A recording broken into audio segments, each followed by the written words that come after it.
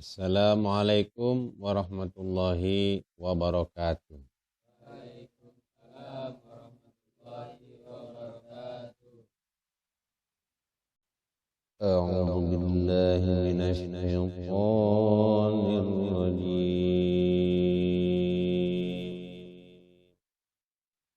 Bismillahirrahmanirrahim.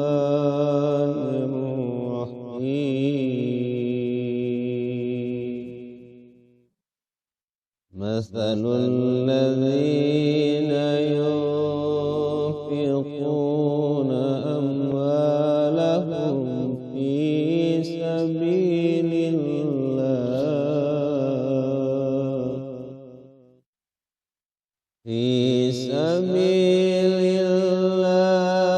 kamathali habbatin ambatat sab'a sanabila fi kulli sumbulatin mi'atu habbah wallahu yudha'ifu liman yasha' wallahu wasi'un alim.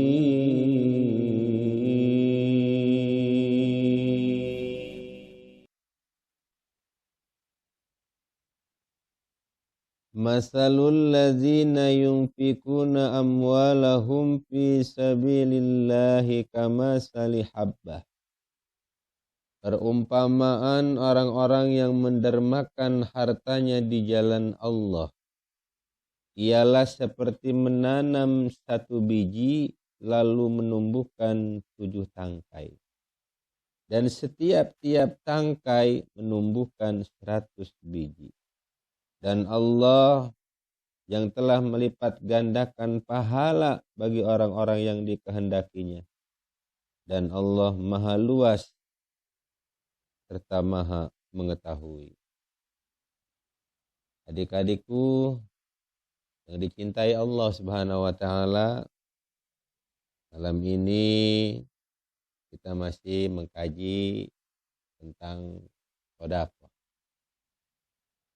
Ayat yang tadi dibaca adalah surat Al-Baqarah, bahwa perumpamaan orang-orang yang mendermakan hartanya di jalan Allah itu seperti menanam pohon atau menanam satu biji yang dimana biji itu akan menumbuhkan 7 tangkai. Dari setiap tangkainya itu akan menumbuhkan 100 biji. Subhanallah ya. Dan Allah melipat gandakan pahala bagi orang-orang yang dikehendakinya. Dan Allah maha luas serta maha mengetahui. Membaca ayat ini teringat suatu cerita di mana Allah Subhanahu wa taala waktu menciptakan alam dunia. Ketika Allah menciptakan alam dunia ini, bumi ini bergoyang. Selalu bergoyang, tidak ada hentinya. Maka Allah Subhanahu wa taala menciptakan gunung. Lalu gunung ini diletakkan, dipijakan di bumi sehingga bumi tidak bergoyang lagi. Maka bisa dikatakan gunung itu paku bumi yang membuat bumi itu tidak bergoyang. Ketika Allah menciptakan gunung tersebut, malaikat merasa kagum. Lalu malaikat bertanya kepada Allah Subhanahu wa taala, "Ya Allah, adakah makhlukmu yang lebih kuat daripada gunung?" Gunung ini kan bebatuan. Adakah makhlukmu yang lebih kuat daripada batu, daripada gunung? Maka Allah menjawab, ada, yaitu besi. Besi lebih kuat daripada gunung. Besi lebih kuat daripada batu. Batu bisa hancur karena dibenturkan besi. Lalu malaikat pun bertanya, "Wahai Allah, adakah makhlukmu yang lebih hebat, lebih kuat daripada besi?" Allah pun menjawab, ada, yaitu api. Besi bisa mencair, besi bisa meleleh karena dibakar oleh api.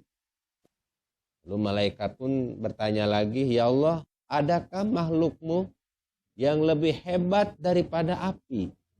Allah menjawab, ada, yaitu air. Api akan padam karena tersiram air. Maka malaikat pun masih terus bertanya, ya Allah, adakah makhlukmu yang lebih hebat daripada air? Ada, yaitu angin. Angin akan bergoyang.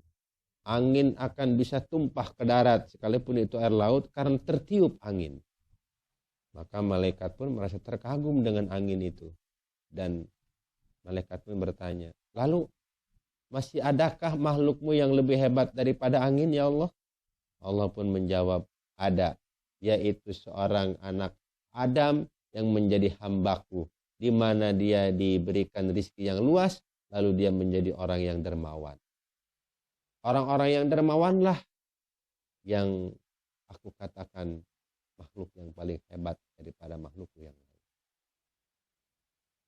Adik-adik yang dicinta Allah Subhanahu wa taala, bahwa ternyata orang yang memiliki hati yang dermawan, katakanlah dia itu orang-orang yang tidak bakhil, sadar dengan hartanya yang dimiliki adalah titipan Allah. Lalu dia dermakan kepada orang-orang yang membutuhkan. Dialah makhluk yang terhebat. Lebih hebat daripada angin, lebih hebat daripada air, lebih hebat daripada api, bahkan lebih hebat daripada besi, bahkan lebih hebat daripada batu atau gunung. Maka sedekah ini sangatlah luar biasa. Dahsyat pahalanya Allah berikan kepada orang-orang yang dermawan. Lalu ketika seseorang bakhil dengan hartanya, itu adalah orang-orang yang katakanlah paling hina di alam dunia ini.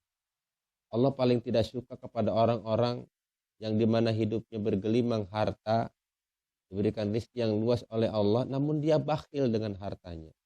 Dia bakhil dengan apa yang dimilikinya, tidak peduli kepada orang-orang yang membutuhkannya. Ini sangat ironi dan menyedihkan.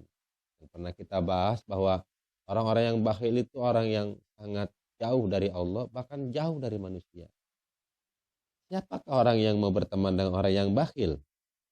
Dengan orang yang medit, yang selalu ingin diberi tanpa mau memberi. Allah pun tidak suka, bahkan kita aja tidak suka sebagai temannya. Entah lagi Allah yang menciptakannya. Na'udzubillah, na'udzubillah. Maka sifat bakhil itu kita buang jauh-jauh. Kita harus memiliki sifat yang dermawan. Berapapun yang kita punya, harta, uang yang kita miliki, kita sedekahkan kepada orang-orang yang membutuhkan. Insya Allah ya, mudah-mudahan kita diberikan hati yang lembut, hati yang selalu peduli terhadap orang lain, apalagi orang-orang yang membutuhkan. Nah, adik-adik yang tercinta, gimana? Apakah ada pertanyaan dari apa yang saat ini kita kaji?